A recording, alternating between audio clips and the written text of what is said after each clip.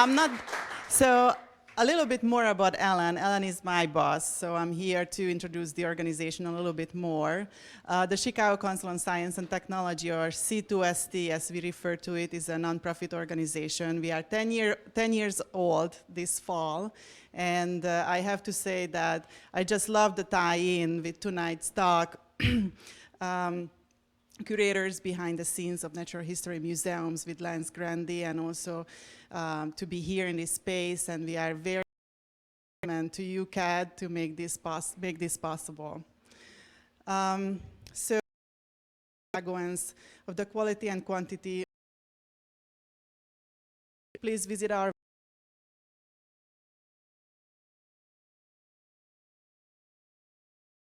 site. Plug into our social media board member speaking.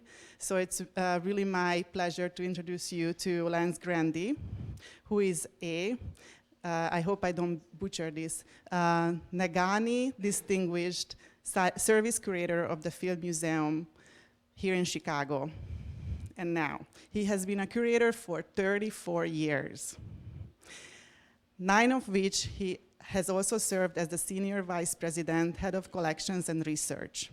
Dr. Grande is also a Research Associate of the American Museum of Natural History in New York, a lecturer at the University of Chicago, and one of the founding members of C2ST. His research focuses on evolutionary biology, paleontology, and ancient ecosystems. He's an award-winning author of more than 130 scientific articles and books, ranging from highly technical monographs to recent trade books promoting the importance of basic research in natural history. As a science communicator, he has recently been active in bringing the history and importance of museum science to the public. He has made several television appearances on Chicago Tonight and has seen on numerous YouTube shows, including Brain Scoop and The Good Stuff. He has also been heard on various radio programs, including the Mild Rosenberg Show and public radio stations around the country. Tonight, he's here to talk to us about the newest book, Curators Behind the Scenes of Natural History Museum, from University of Chicago Press. And I have the book here in my hand, and it's really heavy. But, but it's 30, how many years, Lance, again, 34?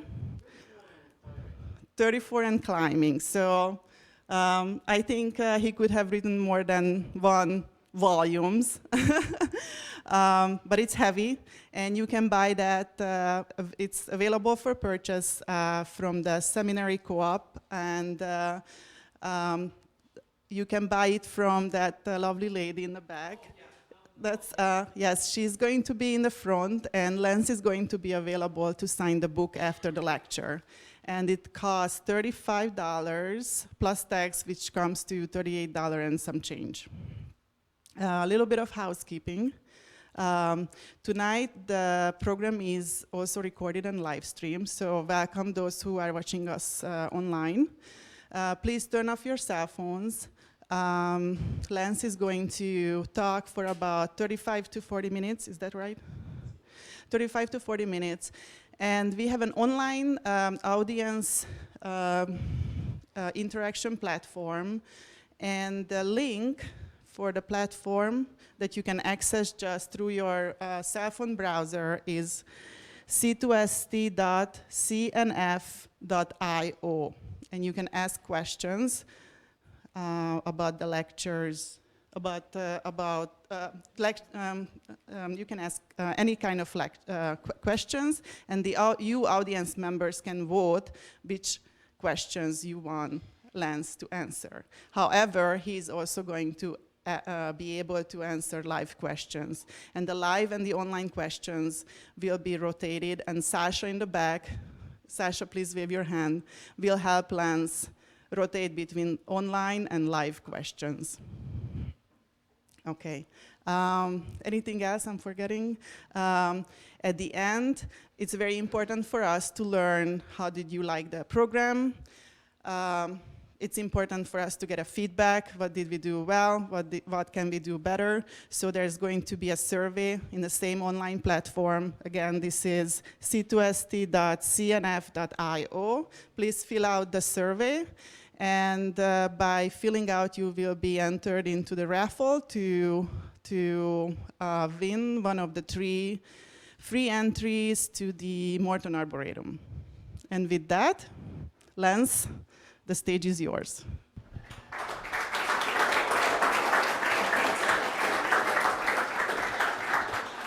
Thanks so much, Christina. I have a few little gadgets to turn off and on here. Let's see.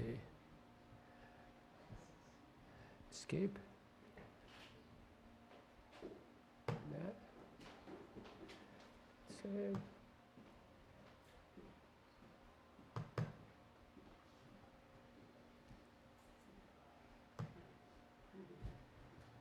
Lights down. All right. Display setting.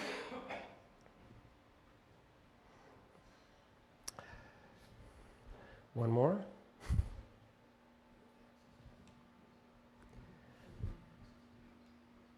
It works.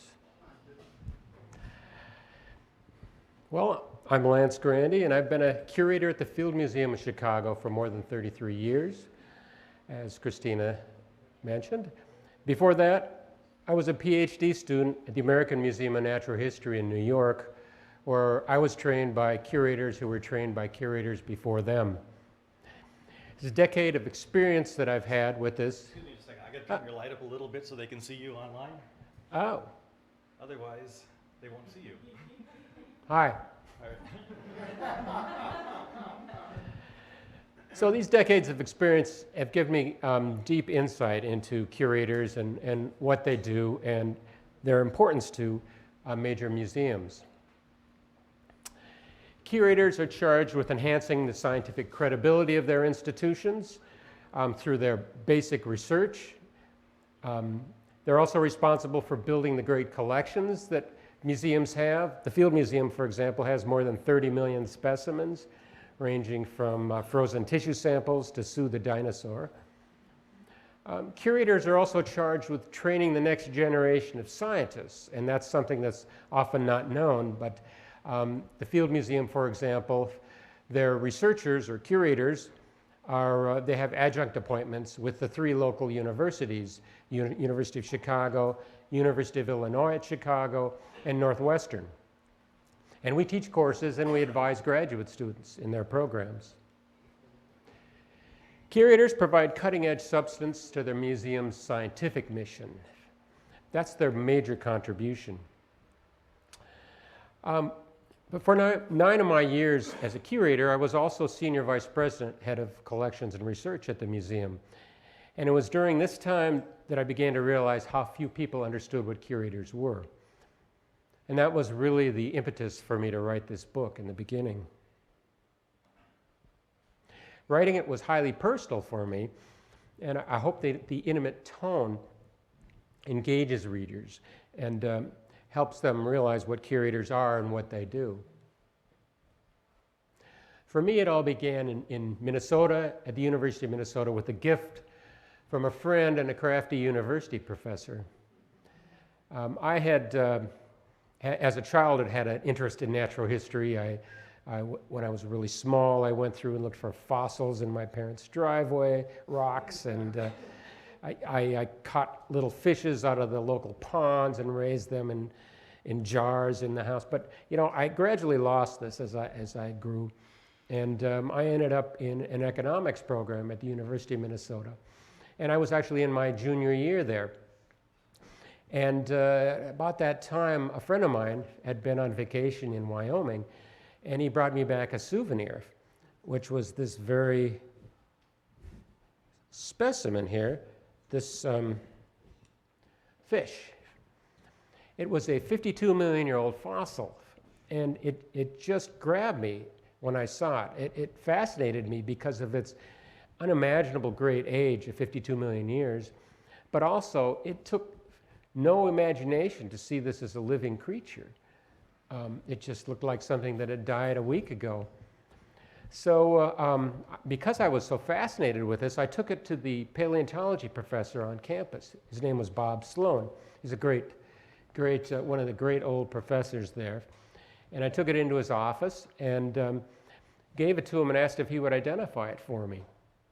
And he looked at it for a while, and then he looked up at me and he said, "No. But if you take my course in paleontology, you will be able to identify it." So what could I do? I signed up, and I took the class, and I was so amazed by him. It really showed me the power of a good teacher, because he never used notes. He walked around, throwing out amusing anecdotes and waving his arms everywhere, but he knew a lot. He had an encyclopedic knowledge of all things fossils.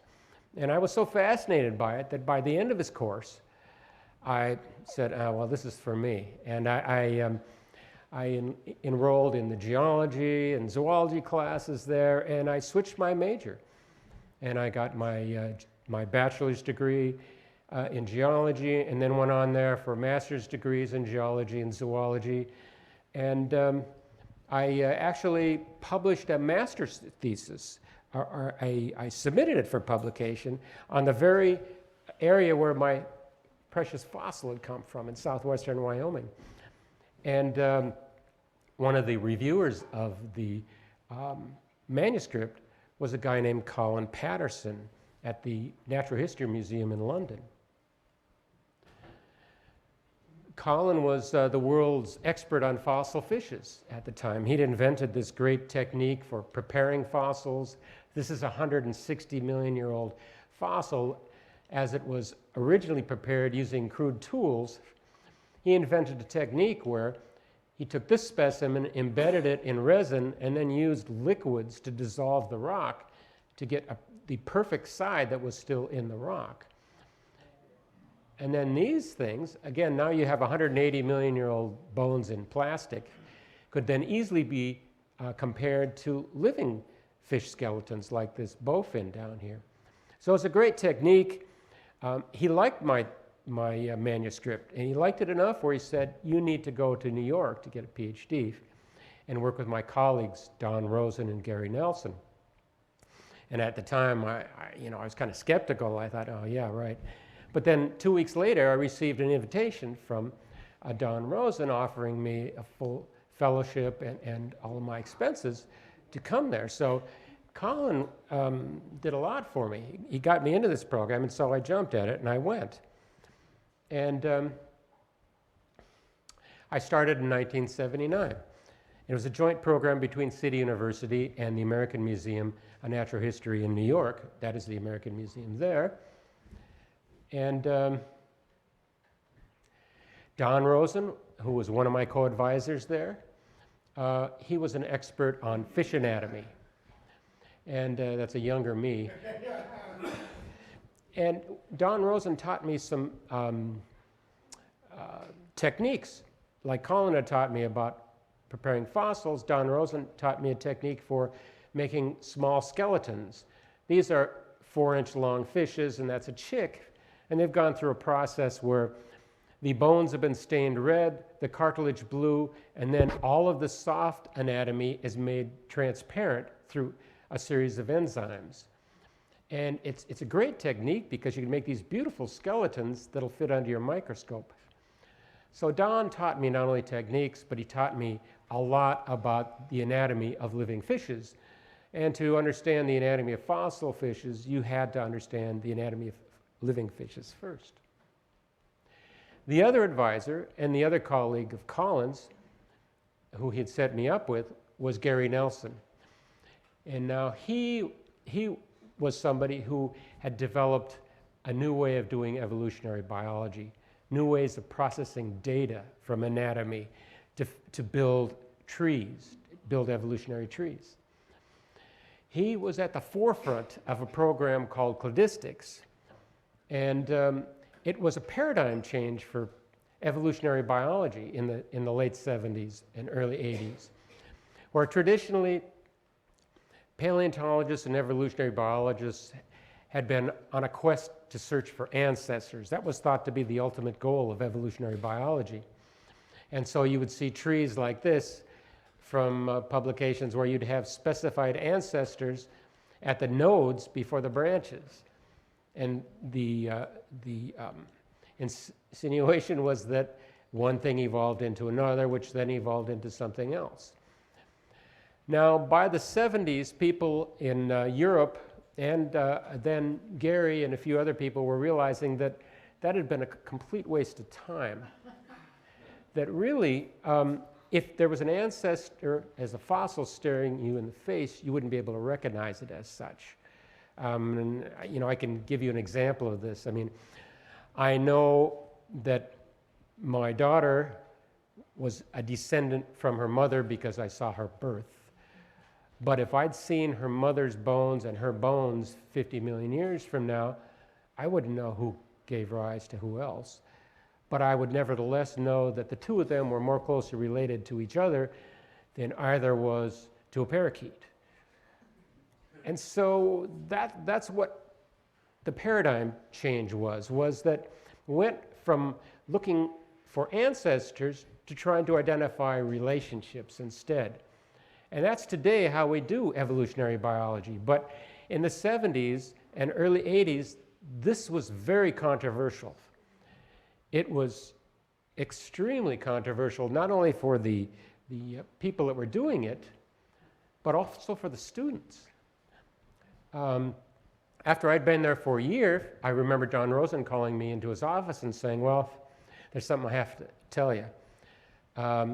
After a year here, you have to take a qualifying exam to continue on for your PhD. If you pass it, then you go on, you write a thesis, and you're good. If you don't, you're out of the program. And now the other thing I have to tell you is that there's 4 parts to it, and one part is going to be graded by the opposing team, essentially. He said, you will not get any points for that, which means you're going to have to do really well on the other 3 parts.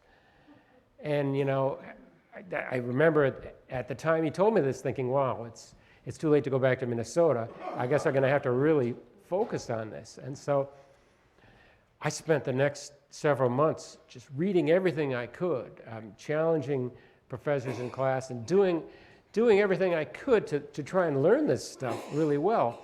And the time for the exam came, and I took it, and I scored perfectly on the 3 parts, and sure enough, the 4th part just had a big line through it, and a 0. And, you know, you might think, what a terrible experience to put somebody through. But you know, it was one of the best things that happened to me, because it taught me that science is not a belief system. It's not a rigid system that never changes. It's something that itself evolves. Paradigm shifts come often, or I should say that they don't come very often in science, but when they do, it's something very major. Whether it's physics, evolutionary biology, or chemistry, they happen. And that's what makes science ever-changing and improving. They challenge themselves. So my years as a graduate student paid off. In 1983, I was hired by the Field Museum as an assistant curator. One of the first things that a curator has to do is they have to build a special field site. I mean, most do. You know, we have a lot of different field sites through our career, but we usually have a favorite one. And my favorite one that I developed while I was in New York as a graduate student and continued to this day to develop in Chicago was, again, that very locality where that first fish came from my friend Hans in southwestern Wyoming. It was, it's in a deposit called Fossil Lake, which is this 52 million-year-old lake bed, which is amazing because it has everything from fossilized bacteria to 13-foot crocodiles preserved. It's just west of the town of Kemmerer, Wyoming, and it is one of the most important localities in the world, not just because it has this complete biota there. It's not just like birds or just clams or snails. It's everything. It's a community that's locked in stone there. It's 52 million years old, all the same age, all things that were kind of interacting with each other, which makes it very interesting to me for that reason. But also, this community is our earliest comprehensive look at the recovery from a mass extinction at the end of the Cretaceous that took out 75% of all species on the planet. It's almost like looking at pictures or movies of what happened or how the Earth was recovering, I should say. We're seeing the diversification of plants and animals there, and there's nothing that compares to it. So over the years, I built the world's finest collection of fossils from this locality at the Field Museum. And many are in an exhibit I helped design that are seen by over 1 million visitors a year. You can see it. It's the Fossil Lake exhibit. This is a palm frond from it, but you can see that they're beautifully preserved. I published 2 books and many articles on this fossil mother lode and became a leading authority on it. And in the 1980s, I worked with the National Park Service to help design a national monument to actually preserve a section of it. And you can see this now if you go out near Kemmer. It's about 9 miles west of there. And I have also developed a University of Chicago field paleontology course through which I've trained more than 200 prospective scientists.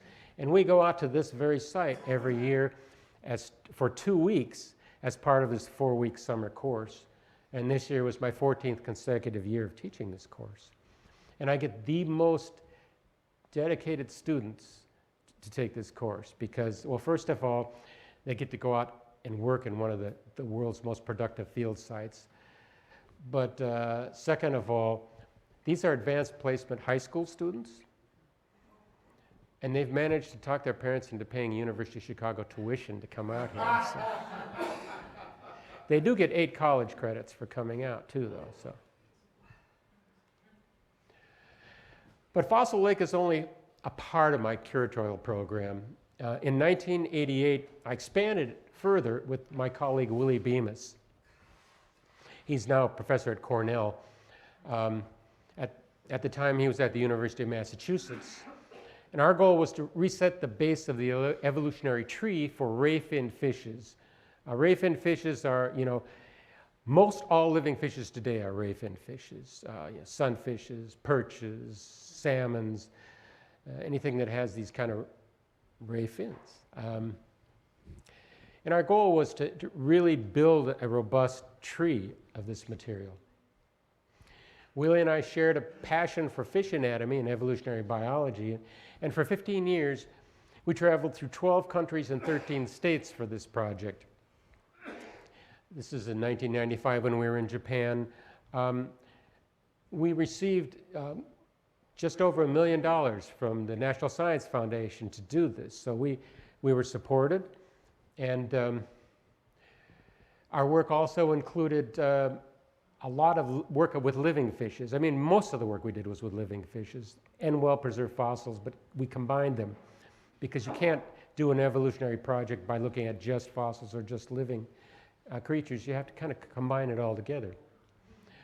One of the places we got some beautiful specimens of living fishes was at the Alabama Deep Sea Fishing Rodeo.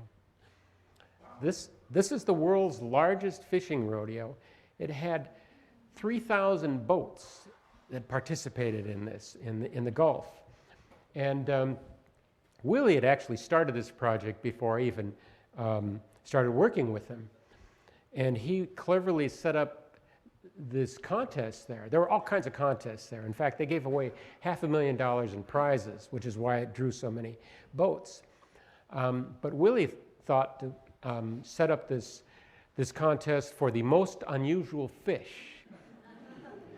And in order to enter the contest, you had to donate your fish to science. And so he was able to get hundreds of different species of living fishes this way. Not only that, but because of all these boats and big boats, we were able to get these giant fishes, which are normally out of reach for museums. And besides the contest for these big fishes, we also offered a filleting service that, again, we would fillet the fish, in return donating the skeleton to science. And so we also got, you know, these behemoth skeletons. This was my favorite fish that was caught while I was out there. It was a world record, and it's a grouper. It had a story too, because we had to, when we dissected it to fillet it, took the stomach out, there were 13 fishing lures in its stomach.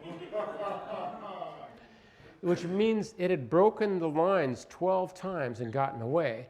And the only reason the people that caught this were able to catch it was it had dragged them around the ocean for about 4 hours until it dragged them next to a fishing trawler. And they jumped out onto the trawler and had the fish winched in. So if it weren't for that, he would have gotten away again. So Willie and I shared many adventures, and we published many books and papers together, which helped us build both of our careers. We did a textbook which is used around the country in museums on functional anatomy, and we published a lot on fishes. But it's even more than research that shapes a curatorial career, and there are other things that happened to me that also impressed me just as deeply. One of them was my involvement with Sue the T-Rex. That showed me the impact that even a single specimen can have. And Sue, for many of you probably know, Sue is the world's most complete and largest Tyrannosaurus rex skeleton. And it is at Field Museum, and it's one of our iconic specimens, but it was a long road getting there. It started on August 11th, 1990, when Sue Hendrickson discovered on a Sioux reservation. There are a lot of Sioux in there, in South Dakota, and started this monumental chain of events. Black Hills Institute was a commercial fossil company, bought the collection, the skeleton as is in the ground, from the Sioux landowner. And for 2 years, they excavated the skeleton, finding it to be amazingly complete. But then things blew up. On May 14th, 1992, in South Dakota, 30 National Guard and 18 federal agents from the FBI, Bureau of Indian Affairs, and the National Park Service seized Sue from Black Hills Institute, claiming ownership for the U.S. government. They contended that, well, it was found on reservation land, and that the Indians, that the government was the custodian for Indian land. Now, of course, this turned out to be a PR blunder. We'll talk about that later, but this was all initiated by the chief federal attorney for South Dakota, who was newly appointed and vying for political office. This became the longest, most expensive federal case in South Dakota history. It hit hundreds of newspapers across the country. It resulted in 3 major books and an Emmy Award-winning movie. Dinosaur 13, you can see it on demand. I was subpoenaed to South Dakota 3 times, along with curators from across the country. And the attorney suspected that there was some collusion between BHI and museums, which was really absurd.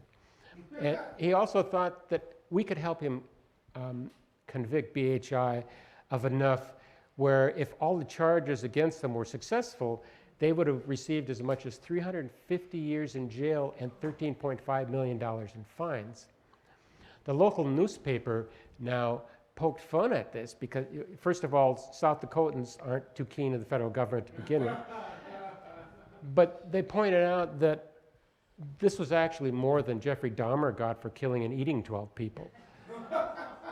So it was a frighteningly impressive experience and an exceptionally bad PR move for the US government. In fact, eventually, the federal attorney who started it all was fired. The government needed a way out of this.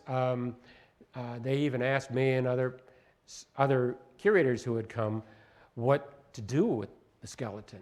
And they finally decided that they were going to give it back to the rancher and ask him to put it up at auction at Sotheby's. Now, this was good for me because I was one of the first people to know they were going to actually put it up for auction at Sotheby's. So as soon as I came back to Chicago, I'd mentioned that fact, but there were other people that were kind of keying into this. And then the Sotheby's auctioneer called John McCarter, the president at the time, and told him about it and said he thought the Field Museum should have a skeleton like this. So it turned into this huge thing where, you know, McDonald's and Disney each put up $5 million for the museum, and we sent somebody to Sotheby's to bid on it, and we got it. And so we were elated. And then the real work began. It took dozens of people over 2 years to prepare and mount the Sue skeleton. Half of it was prepared in Chicago, the other half at Disney World as part of our agreement with Disney for putting up half of the money. And it was a long process with a lot of close public scrutiny. This is a picture of Sue Hendrickson and I examining the foot of Sue when it came back from Disney World in February of 1999. 3 days later, Steven Spielberg came to see the foot. He was in the middle of his Jurassic Park trilogy.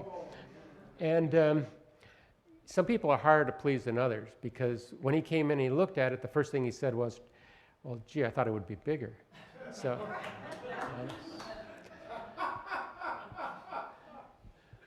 opening day for Sue on May 17th, 2000 drew more than 10,000 people. Opening week drew 68,000 people from students to presidents. Sue increased the museum attendance by millions of visitors. It brought in 3 major donations, totaling $15 million, including an endowment for a curator of dinosaurs. It became the subject of over 120 scientific publications, and it's become an icon for the museum and the city of Chicago. So I had a lot of other character building experiences, and as I said earlier, one of them for me was a role in executive administration. I was responsible for budgeting $14 million each year for research and collections division, and managed a diverse scientific enterprise of 160 staff members, 50 graduate students, 130 research associates, and 300 volunteers. I became familiar with the diversity of field museum research from the tropical rainforests of the Philippines to the ice sheets of Antarctica. It's a true global program. Here, these red dots you see there are the field sites for the 27 curators of the Field Museum in 2012. I became familiar with the iconic curators from the museum's past, like Colin Patterson Schmidt. KP was curator of herpetology from 1922 to 1955, and he was a pioneer in the use of television for educational outreach. We don't think of TV as new technology, but in the 1940s, it really was. And KP had one of the very first television shows on natural history. Here he is with a snapping turtle. KP was a fearless collector for the museum. In 1923, on the field expedition to Central America, he found this river that had these rare species of crocodiles. You can see them all along the shore here, and he wanted to collect one. So one night, by the headlights of his Jeep, he waded out into the water and saw one, and pointed his pistol at it and shot it. But after traveling 2 feet through water, the bullet just harmlessly bounced off the head of the crocodile. So it didn't really hurt the croc, but it severely pissed him off. And in KP's notes, he talks about this crocodile was snapping jaws, doing figure eights, swimming around him, and where that would have sent most sane people screaming towards the shore, all KP thought was, I'm going to lose this specimen. So he jumped at it and grabbed it, and he wrestled it to the shore. And today you can actually see this very specimen at the Field Museum on exhibit. It's 5 feet long. You see the teeth in its jaw. And this is the animal that KP wrestled by hand to the shore. Now, KP was very brave, and sometimes his, say, lack of fear with reptiles got him into trouble, and in the end, it got him into trouble fatally. The Lincoln Park Zoo sent a snake to the Field Museum for identification, and it was a baby boomslang, and when they were passing it around downstairs, KP grabbed it a little too far behind the head, and it was a baby, but it just bit him in the thumb, penetrated with one small fang in the thumb, and he sucked the venom out and proceeded to start to record the symptoms, because nobody had ever recorded the symptoms of a human being bitten by a boomslang, and he saw it as an opportunity to maybe publish another paper. So he started doing this, but he started feeling poorly, so he went home, and we have these notes archived at the Field Museum, and some of them are really, you know, he talks about waking up and went to the bathroom and urinated mostly blood. You know, it's very graphic in there. And but towards the end, he says he started feeling better and he was going to come to work the next day. But then 23 hours after he'd bitten, he died. And it was because the venom was so lethal that it basically made all of his internal organs fail. But KP got another publication out of it because they actually published his notes in the journal that he was editor of for 12 years, and it was his final posthumous paper. And in fact, the Chicago Tribune referred to it as his diary of death. Another legendary curator from the museum's past was his very first curator in 1894, Franz Boas, who's known today as the father of American anthropology. He founded the Field Museum's Human Remains collection. What you might not know is that one of Chicago's largest mausoleums is in the Field Museum. There are the remains of 6,000 human beings there. Boas disproved the early 20th century belief that head anatomy showed intellectual superiority of the Western European race.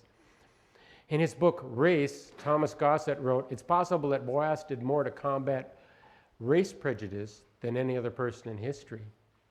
It got him in trouble because museums at the time wanted to make basically evolutionary trees of race, but one of the things his research showed was that really you couldn't do that, and what they were using was faulty evidence, particularly with regard to cranial size. So even though he eventually quit museums and went to work for Columbia University, he was extremely successful because he founded the very first professional anthropology program in the country, and his students included many famous people like Margaret Mead. Many other administrative experiences deepened my knowledge of natural history museums and curators, like presenting awards, major fundraising, for research and collections, and working with federal agencies. I'm running out of time here. I also came to appreciate the applied curatorial research for environmental conservation. One of our curators, Larry Haney, for example, has worked for 35 years to save the rainforests of the Philippines. He and his team helped establish a dozen natural preserves there. Another curator, Rudiger Bieler, is working to help restore Florida's Berry Reef. 90% of that reef has been destroyed because of human activities of one sort or another. Now he's going out and trying to revive it. We have these dead coral heads that are some 300 to 400 years old, some of them. And he will go out and drill holes in the heads and then insert little coral polyps that he's raised in the laboratory. And then 4 or 5 years later, the reef returns to its normal state. In the 21st century, the role of curators in natural history museums continues to evolve. And today, there's a growing need for them to help in the fight against science illiteracy. Science literacy has fallen sharply in the United States. The U.S. ranking in science literacy among industrialized countries in the year 2000 had dropped to 15th. By 2009, it had dropped to 23rd. And the last survey in 2012 by PISA, it had dropped to 28th. A 2014 National Science Foundation study showed that 1 out of 4 adults in the U.S. didn't even know that the Earth orbits the sun. For a country that prides itself in being number 1 in so many things, being 28th in science literacy should be an embarrassment. It's an issue of national security in today's globally competitive environment. Museum curators are ideally positioned to tackle this issue. They're on the front lines of scientific research. They work on popular subjects that people like, mummies and dinosaurs for one, 2 things. They reach the public through exhibits, and they teach students through the local universities, helping create the next generation of scientists. They can also work with organizations like the one co-sponsoring this event tonight, whose mission is the general advocacy of science. The takeaway message of my book is curators form the intellectual heart of natural history museums, and they can be effective advocates for science. They can reach out broadly to the general public. They make important scientific discoveries, they build collections, they train new scientists, and they combat science illiteracy. By exploring and documenting the world's past and present, the curators help provide a strategic plan for our future. So tonight I can only give you a few brief highlights, and I've gone a little bit over here, sorry. But I hope you'll read my book for a deeper look at some of the world's most dedicated scientists. And thank you all for coming.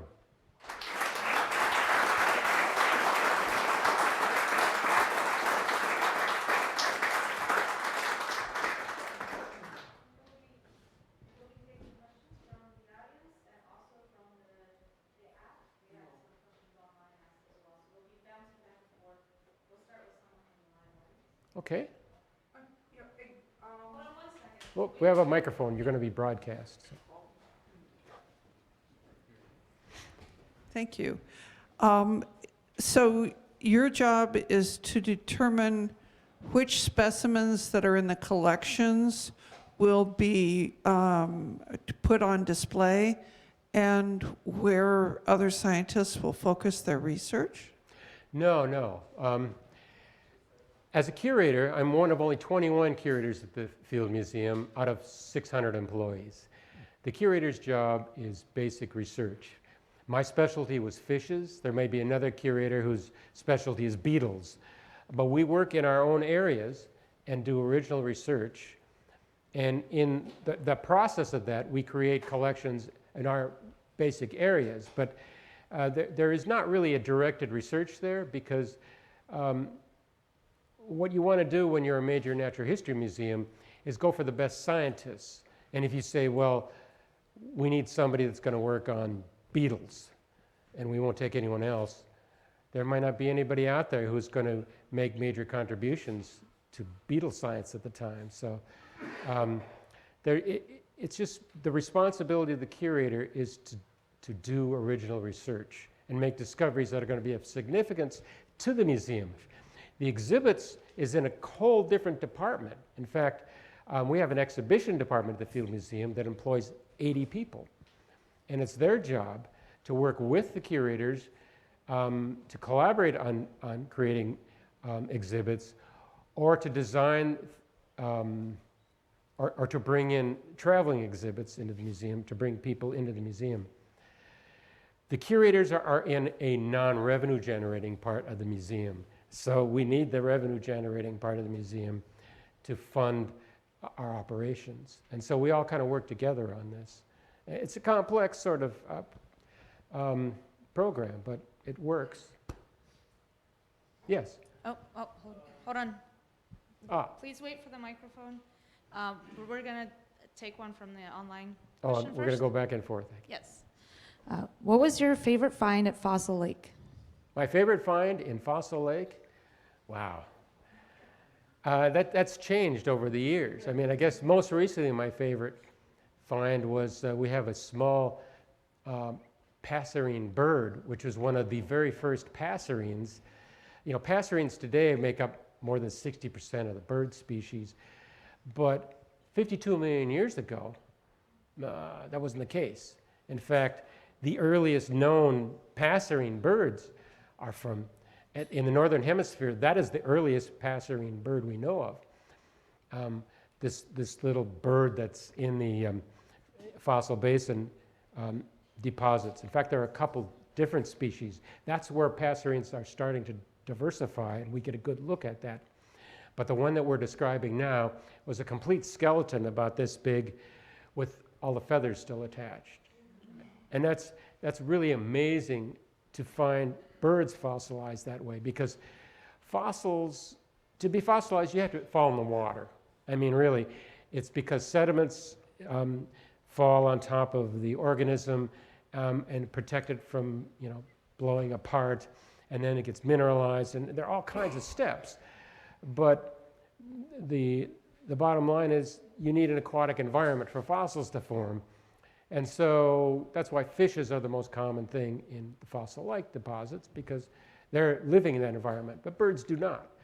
For a bird to be fossilized, it has to be flying over the lake, has to have fallen into the lake, sunk before it was torn apart by scavengers, been buried on the bottom before it was torn apart by scavengers. And the chances of all these things happening are really slim, which is why most fossil birds today consist of like a leg bone or a foot, or it's very rare to find complete bird skeletons in the fossil record. And this one was a really amazing find. Can you give a brief description of the Passerine bird? Of the Passerine bird? Yeah. Well, first of all, I'll warn you, I'm primarily an ichthyologist, but it has to do with the foot structure. And we have an ornithologist in the audience. Bob, do you know the specific foot structure of a passerine bird? The term passerine bird refers to the foot structure. They basically have 3 toes forward and 1 toe at the back for gripping, so they can grip on the branches. And all the birds are like No. Many different foot arrangements. Thank you, Bob. I never go anywhere without my experts. You were next. Does Field Museum have any very early placental mammal fossils like Pratangulatum?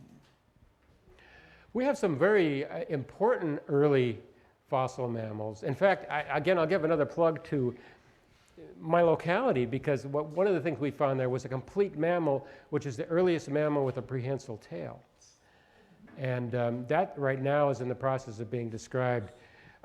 It was a PhD thesis for somebody in New York, and we're working on the description of it. But it's a beautiful thing. It has, it's just totally complete. And, but the Field Museum has a fairly extensive mammal collection from all over the world. We have another curator now who's working on mammal, very early mammal relatives that are more than 200 million years old. So it's one of the best collections in the world of fossil mammals. Okay, is the Sioux skeleton the actual skeleton or a casted copy? At the Field Museum, we like using the real stuff. So the Sioux skeleton, except for the skull and the mount, is all the real stuff. And the real skull is in the upper balcony. And so the skull on the whole body, which is the original body, is a hollow cast because the real skull was too heavy for the mount.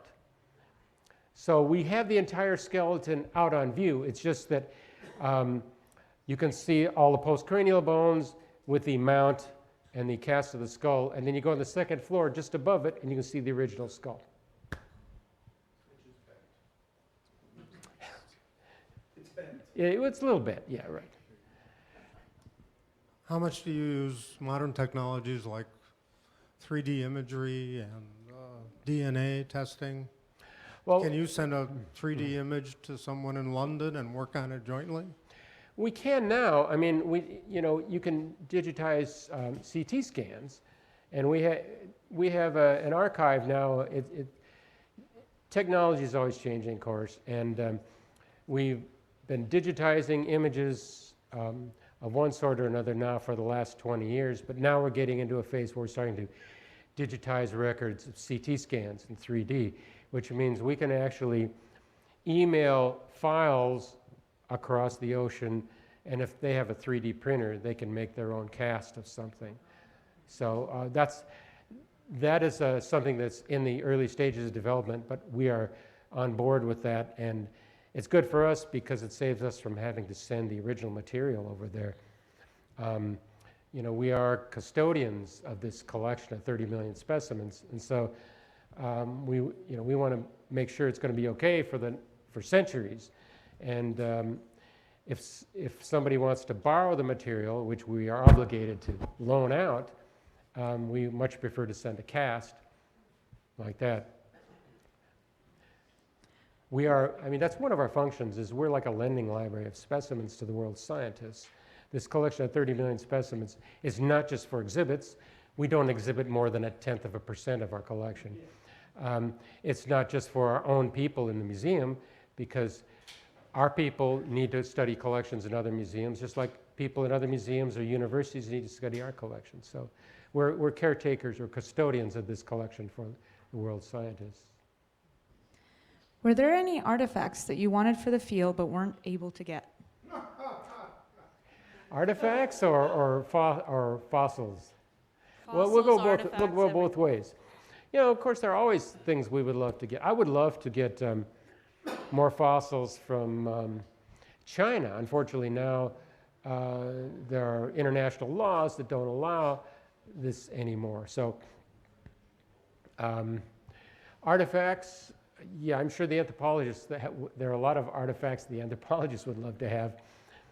My focus is more on the natural history end of things, and I'm pretty happy with the collections that we've accumulated. Right now I have such a stockpile of things that's going to keep me busy working for quite a while, but you never know, somebody might find something tomorrow that I'll really want. Yes? From your perspective, what sets the Field Museum apart from other? From your perspective, what sets the Field Museum apart from other natural history museums across the world? Well, the Field Museum is in a group or tier of museums that has basic research and collections as a core of its mission. And in North America, the three major museums that are in that, I would say the three biggest museums that are in that would be the Field Museum, U.S. National Natural History Museum at the Smithsonian, and the American Museum of Natural History in New York. Worldwide, there are some other museums in that same tier. You've got the Natural History Museum in London. You've got the National Museum in Paris. You've got the Paleontological Institute in Moscow, and perhaps a few more. All of these institutions have large collections and a staff of basic research scientists. Now, that's, and I would say the other thing is that we work with the local universities to help generate the next group of scientists. And so we advise PhD students at the University of Chicago, University of Illinois, and Northwestern. Sure. What is the next book you are going to work on? I don't know if I should tell you that. Whoa, getting me nervous. I've been thinking about writing a book on evolution featuring 2 museums. The first museum would be the Field Museum and the Evolving Planet exhibit, and the other museum, the Creation Museum in Kentucky. And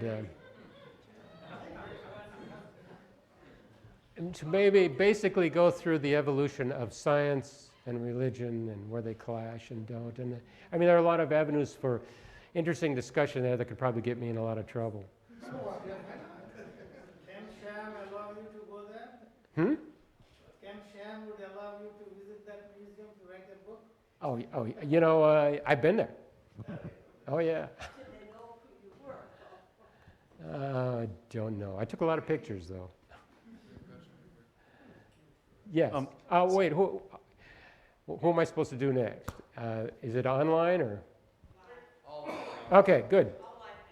Hi. So you started out studying comparative skeletons, and with the advent of DNA testing and having access to that amount of information, how has that changed how you've organized what you do, and how the evolutionary field has changed? You know, these microphones are so weird. Oh, good. I couldn't see who was talking. It's so weird, the sound coming from everywhere. I'm glad you brought up the genetic angle. Again, it's another area where museums continually evolve.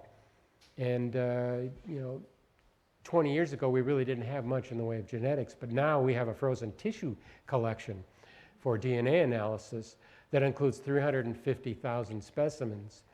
It's a room where everything in there has to be kept at minus 300 degrees Fahrenheit. So the cost of keeping collections as diverse as ours continues to grow. It's not a trivial thing, but it's something we see as a responsibility. And by keeping these tissue samples in liquid hydrogen, we will be able to analyze these tissues for centuries to come.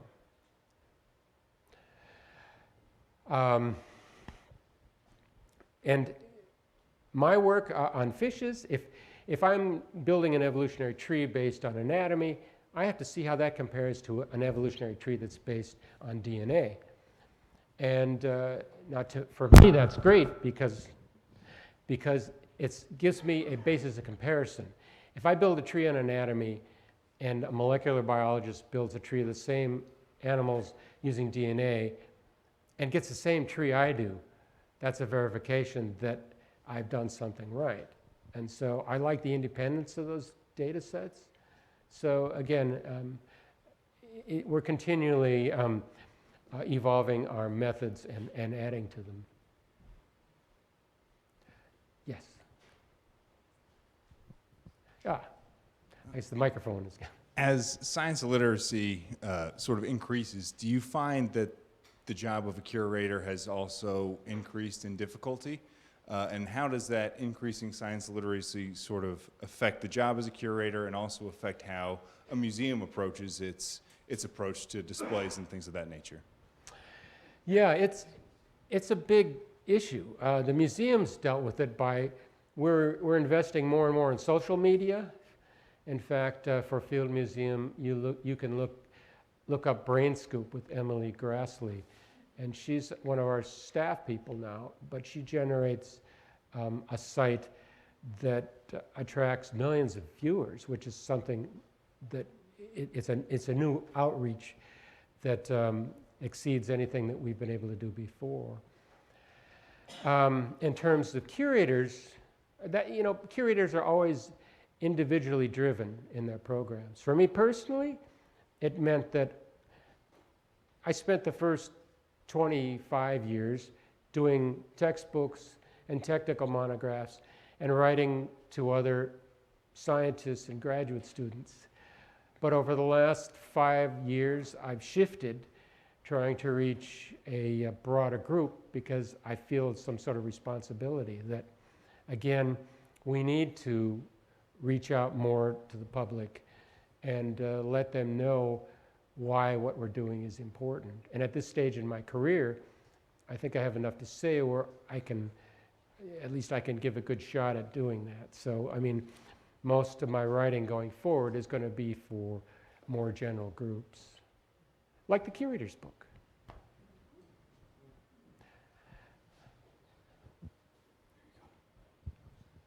There's a lending section down in the basement, I've noticed. It seems to be a great secret of that teachers can borrow exhibits and take right into the classroom. That's where you get your new scientists from. Yeah, the Harris Learning Center. Well, that's actually been there for decades. We do have a program where we have, I think it's a couple 100,000 dioramas. They're cases, they're like little museum exhibits. And schools can check those out. Especially Chicago schools can check them out for free, I believe. And Seems to be underused, and I've heard teachers say they do. Oh, you know, that's always the problem, is how you get the word out. But we have quite a bit of traffic in there as it is for these cases. They're coming and going all the time. I'll spread the word some more. All right, Ed. We have time for one more question.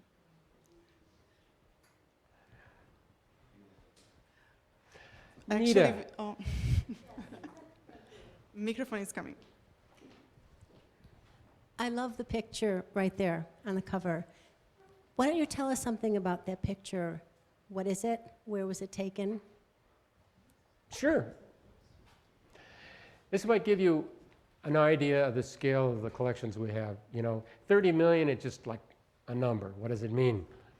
Okay, you see this aisle here? We have these drawers and just goes down. This is one of 42 aisles that contains nothing but fossil plants. That's 42 of those is just the fossil plant collection. So you can imagine with the insects and the fishes and the reptiles, and you can imagine how it is that we have to fill up all these cabinets that takes up almost 1 million square feet in the Field Museum. And so I was hoping that that might give some kind of image of kind of the vast collection part, which again, curators, one of the things that sets them apart from university professors is curators are by definition specimen-based research scientists. Our research is based on specimens, so we depend on the collections, not just in our museum, but in museums around the world. And I'm here to bend the rules because I said it was the last question, but we have actually our C2ST CPS educator fellow here, and he's a CPS math and science teacher, and he had a question. Go ahead, Will.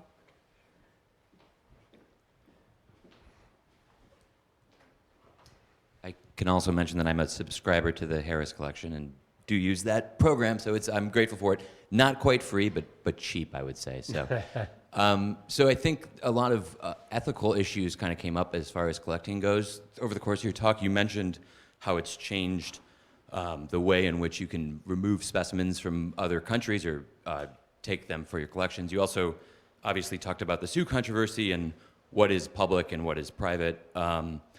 I'm also curious about, in terms of sort of changing environmental conditions and loss of biodiversity in the wild, how the ethics of collecting have changed over the course of your career, or how they've changed over kind of a broader time frame, and how the Field Museum and other natural history museums kind of deal with those issues, if there are ethicists or anyone like that on staff.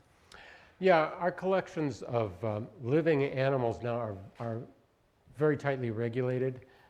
And if there's any chance that collection of something is going to lead to its possible endangerment, we can't do that anymore. A lot of the ways that we actually collect organisms like that still have to do with, we are a salvage repository sometimes, where other museums or universities will want to dispose of their collections. And so we get a lot of material that way. We still will collect organisms to get diversity samples in areas, because again, in order to know what you need to protect, sometimes you have to know what's there, and you have to have some kind of survey of you know, the basic ecosystem. I mean, we send teams into Peru, for example, and they will helicopter into areas, remote areas, go in. They will collect a brief sample of a new area, but it's mostly plants and certain vertebrates. You know, they'll collect some fishes. I mean, I guess my point is, the collecting methods are much more restrictive today than they were even when I started at the museum 34 years ago. Regulations on everything is much more restrictive. Human remains was the one I always dealt with when I was vice president. You can't collect human remains anymore. And in fact, a lot of what we do with human remains now is repatriate remains to the places where they originally came from. If they were, you know, if it's a Native American group that requests remains back for reburial, we return it. I mean, regulations and restrictions for museums have changed quite a lot since museums began, and that's why it's a lot easier to collect fossils these days than living animals. Well, thank you so much. Lance, thank you so much for this most interesting talk.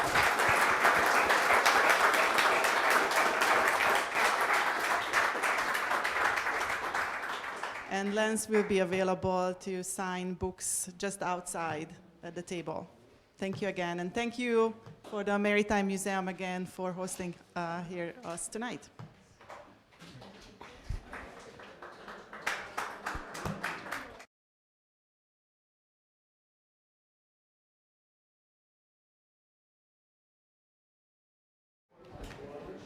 It went over, sorry.